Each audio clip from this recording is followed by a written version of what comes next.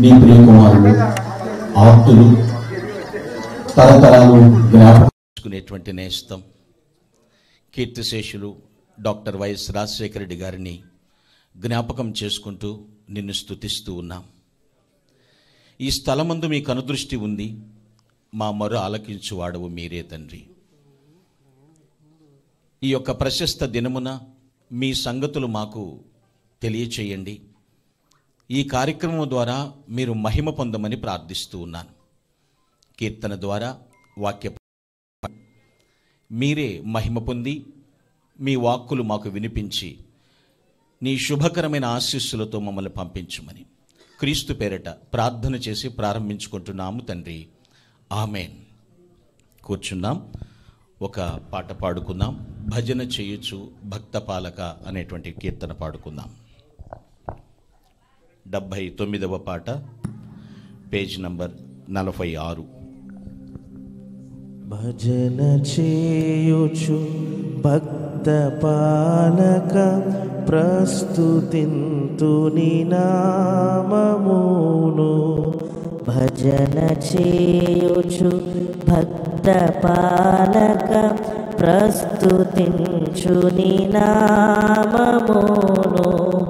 వృజనములపై జయమునిచ్చిన విజయుడా నిన్ను వేడుకొందును. భజన చేయుచు భక్త పాలక ప్రస్తుతించు నీ నామమును.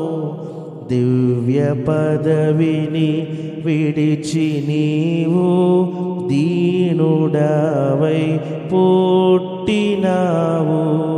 భవ్యమైన బోధలెన్నో బాగుగా ధరనేర్పినావు. భజన చేయుచు భక్త పాలక ప్రస్తుతించు నీ నామమును.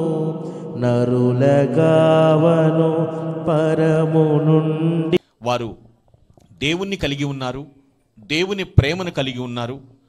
ఆయన అనేకులకు అవగాహన కల్పించిన స్థితిలో ఉన్నారు. చీకట్లో ఉన్న వారిని వెలుగులోకి నడిపించారు.